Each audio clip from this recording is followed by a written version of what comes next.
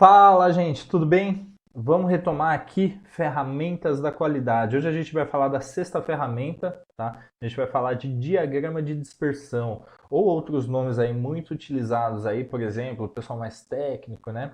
Coeficiente de correlação linear ou correlação de Pearson também. Diagrama de dispersão é o mais popular aí, tá? Só lembrando, entra lá no canal do Telegram, veja também no YouTube, tem todos os vídeos aqui disponíveis das ferramentas da qualidade. A gente tem o histograma, já que a gente falou, a primeira, diagrama de Pareto, diagrama de Ishikawa, carta de controle, fluxograma de processos e, por último, agora, diagrama de dispersão. A gente tem mais uma aí que a gente vai falar na outra semana, que é a folha de verificação, e mais três plus aí, que é o PDCA, o FEMEA e o 5W2H. Ok? Sem perder muito tempo aqui, vamos seguir lá. Ó. Então, gráfico de dispersão, diagrama de dispersão, né? Quando a gente fala de diagrama de dispersão, a gente precisa entender o que é. Por exemplo, eu vou exemplificar. O gráfico de dispersão é a correlação entre a entrada X com o resultado Y. Vou dar um exemplo. Por exemplo, o quanto uma demora num atendimento, por exemplo, num paciente, pode influenciar no agravamento da situação da pessoa, quando a pessoa for atendida. Por exemplo, então, eu posso ter a entrada X, por exemplo, nesse caso, que é o tempo que demora para ser atendido e o quanto agrava a doença dele, se isso tem relação. Eu vou colocar isso em gráfico. Por exemplo, pesquisa de medicamento agora, que está sendo usado no momento da Covid. Por exemplo, eu tomar a vacina, qual é a dose ideal para que eu não tenha efeito colateral daquela vacina que eu tomei? Então é colocado isso de forma, por exemplo, dosando e vendo o resultado e a correlação que tem para conseguir determinar a dose que vai pegar e ter o melhor efeito, né? O efeito positivo, não o efeito colateral, né?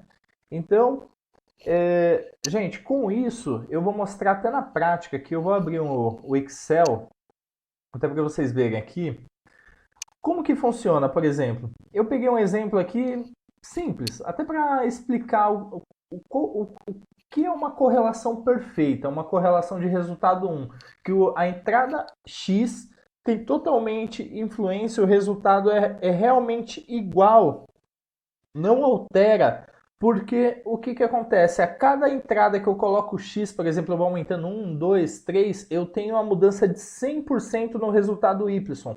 Então, nesse caso aqui, eu peguei uma situação que é uma correlação perfeita, por exemplo, unidade de pãozinho cobrado por preço unitário do pão. Por exemplo, se eu pegar essa situação aqui, 50 centavos, R$ 1, 2 pães, 3 pães, 1,50 e assim por diante. Então, a correlação com esses dados aqui, eu tenho uma correlação perfeita. Eu não tenho porque, por exemplo, aqui a associação bate a quantidade de entradas que eu coloco no X, o resultado é exatamente, por exemplo, ela vai aumentando em 100 em 100%. Ela é como se ela fosse aumentando degrauzinho por degrauzinho. Agora vamos falar uma que tem um pouco mais de dispersão. Por exemplo, quando eu falo do peso do pão, se eu fosse comprar o pão com relação ao peso. Então você pode notar que, por exemplo, tem pãozinho que é menor, tem pãozinho que é maior. Então eu começo a ter uma dispersão nessa linha aqui. Eu não tenho mais uma correlação perfeita, então eu começo a ter uma influência aqui devido ao peso. Quer ver? Vamos tentar ser mais práticos. Vamos imaginar o seguinte cenário. Vamos imaginar o cenário, vou até voltar aqui na ferramenta que a gente usa muito, que é o diagrama de Ishikawa. Vamos supor que eu estou tendo refúgio, tá? Meu problema aqui é refúgio de peça. E aí eu estou sentando com a equipe e tal e conversando com eles. Gente, o que pode estar influenciando? Aí uma pessoa me fala assim, olha, pô, eu acho que pode ser, por exemplo, a temperatura, pode ser a pressão que está influenciando, pode ser a velocidade. Por exemplo, quando eu falo no medida aqui, no me, né, de medida aqui no Ishikawa, no mamamá e mememe, por exemplo, uma pessoa fala para mim, pode ser a velocidade. O outro pode falar, por exemplo, pode ser a temperatura, quando fala do meio ambiente. Outra pessoa pode falar para mim, por exemplo, que é a pressão. Outra pessoa pode falar que é o material. Como eu vou ter certeza o que está influenciando para gerar o meu refúgio? Então, com isso, eu uso essa ferramenta gráfico de dispersão. O que eu fiz aqui, por exemplo? Eu tenho a quantidade de peças de refúgio, tá? E os resultados da minha máquina a cada saída, cada setup de refúgio aqui, tá? Então, por exemplo, eu vou fazer uma correlação para vocês entenderem aqui, ó. Eu vou pegar o X, que é pressão, e vou correlacionar com o resultado de peças de refúgio e vou fazer o gráfico de dispersão. Vou fazer esse aqui. Se você notar o gráfico de dispersão que eu gerei aqui, você vê que é disperso, não há correlação. Então aquela pessoa que achou que o problema estava relacionado à pressão, está errado, tá vendo? Ó? Não é a pressão que está correlacionando as peças de refúgio. Mas aí vamos tirar tema, vamos, por exemplo, exemplificar na situação velocidade, vamos entrar com a velocidade, o x2 aqui, se ele tem relação com a quantidade de peças de refúgio que está saindo. Aí eu vou aqui em inserir, gráficos de dispersão, esse aqui das bolinhas, ó. Coloco ele aqui, e aí o que acontece aqui? O que me vem? Novamente, ó, o gráfico fica disperso, ó, não tem relação, tá vendo? Ó? Ó, tá vendo? Ele não tem correlação, ó, não tem correlação. Mas se eu pegar, vamos outro exemplo aqui, se eu pegar a temperatura, por exemplo, a temperatura com as peças de refúgio e fazer essa correlação aqui. Vamos inserir gráfico de dispersão de linhas. E aqui você começa a notar, você percebe que tem uma linha aqui subindo. Você vê que começa a ter uma correlação, uma progressão linear positiva, uma progressão crescente.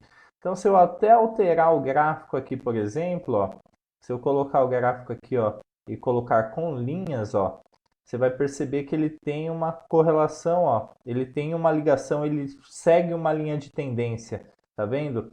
Para quem usa o Minitab isso daqui mostra com mais detalhes, ele tem outras ligações e ele te dá a porcentagem também de correlação que tem, tá? Normalmente, até para vocês entenderem, por exemplo, se a gente falar da OMS, por exemplo, eles usam isso para entender, por exemplo, se uma doença influencia, por exemplo, se um vírus influencia em pessoas que têm aqueles determinados sintomas.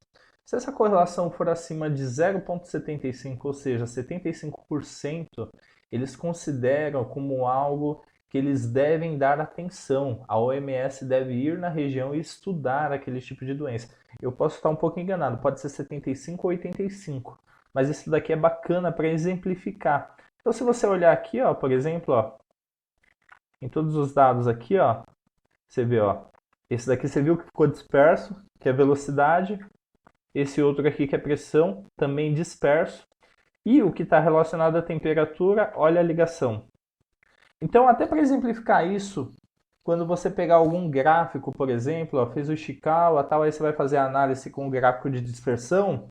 Então, você vai observar, por exemplo, um gráfico nesse formato aqui, ele não tem relação, tá? Não tem relação nenhuma. Um gráfico seguindo nesse formato aqui é uma correlação positiva forte, então pode acreditar, isso daqui, por exemplo, é mais de 75%. Aqui é uma correlação positiva média, tá? Então é um pouco disperso, mas você tende a ver que forma uma linha positiva seguindo aqui e tem uma correlação média, não é forte. Correlação negativa forte também, tá? Na verdade, quando a influência aqui, por exemplo, o dado Y, né, o resultado que eu tenho, ele é negativo, e aqui é uma correlação negativa média também, tá? Então, o caso que a gente viu lá, por exemplo, é esse daqui sem correlação e correlação positiva forte que a gente controlar. Tá bom, gente? É isso, desculpa me estender muito aí, mas o conteúdo ele tem bastante adjacentes que a gente pode utilizá-lo. Então, tentei ser o mais claro possível. Tá bom, galera? Um abraço a todos aí. Continua seguindo aí para ver mais conteúdo aí. Valeu!